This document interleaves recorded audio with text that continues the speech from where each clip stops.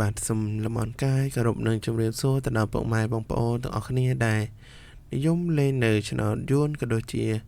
តាមដានការឲ្យតម្រុយឆ្នោតយួនប្រចាំថ្ងៃនៅលើ Channel មានលៀបឆ្នោតយួនរបស់ Admin បាទ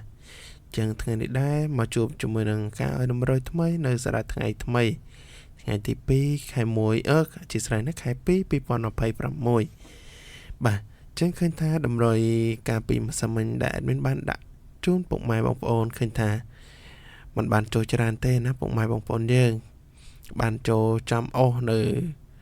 តងចិត្តណាអស់ចំនៅក្នុងចិត្តនៅម៉ោង6ចូលនៅម៉ោង6ចឹងសម្រាប់ម៉ោង4យើងគឺបានចូលតែតិចតួចទេណាគឺយើងបានចូលច្រើនទេសម្រាប់ម្សិលមិញចឹងយើងបានចូលអស់តងចិត្តចឹងថ្ងៃនេះដែរ admin អត់បានផ្ទៀងផ្ទាត់នៅតម្រុយជូនពុកម៉ែបងប្អូនទេគឺ admin មកដាក់តម្រុយជូនពុកម៉ែបងប្អូនតែម្ដងចឹងសម្រាប់ពុកម៉ែបងប្អូនយើងណាដែលមិនទាន់បានចុចជាវនៅលើ channel របស់ admin ក៏សូមចុចជាវម្នាក់មួយផងក៏ដូចជាជួយចុចមេដៃមេជើងដើម្បីជាការលើកទឹកចិត្តមកឲ្យ admin ធ្វើតម្រុយជូនពុកម៉ែបងប្អូនប្រចាំថ្ងៃអូខេតោះសម្រាប់តម្រុយ admin បានរៀបចំជូនពុកម៉ែបងប្អូនរួចរាល់ហើយចឹងសម្រាប់2លេខ admin ដាក់ជូន4គ្រាប់ជូនពុកម៉ែបងប្អូនសម្រាប់2លេខមាន13 18 34 62និង3លេខ admin ឲ្យពុកម៉ែបងប្អូន2គ្រាប់គឺ348គុណនិង162គុណណាហើយសារៈលេខអស់វិញគឺអស់2គ្រាប់អស់2ខ្ទង់គឺអស់ខ្ទង់10និងអស់ខ្ទង់30ចឹងសម្រាប់2លេខបុកណាលេខត្រង់ណាពុកម៉ែបងប្អូនលេខត្រែងយើងហ្នឹងសម្រាប់13និង34ពុកម៉ែបងប្អូនកុំភ្លេចណាលេង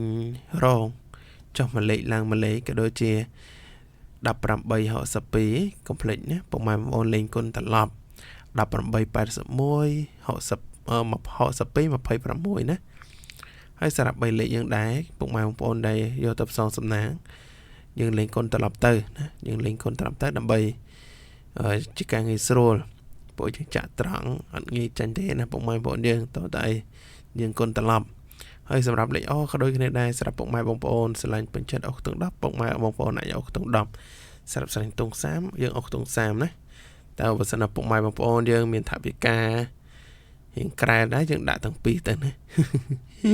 អូខេណាចឹងសង្ឃឹមថាតម្រុយសម្រាប់ថ្ងៃទី2ដាក់ជូនពុកម៉ែបងប្អូនបានពុកម៉ែបងប្អូនចូលត្រូវទាំងអស់គ្នាហើយពេលពុកម៉ែបងប្អូនបានចូលត្រូវក៏ភ្លេច comment ប្រាប់ admin ផងដើម្បីឲ្យ admin បានដឹងអូខេចឹងសម្រាប់ពុកម៉ែបងប្អូនដែលបានតាមដានទស្សនាក៏ដូចជា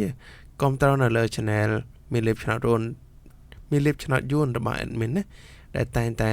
ចុច like ក៏ដូចជាចុចជាវ admin ក៏សូមអរគុណទៅដល់ពុកម៉ែបងប្អូនយើងទាំងអស់គ្នាផងណាក៏ដូចជាជូនពរទៅដល់ពុកម៉ែបងប្អូន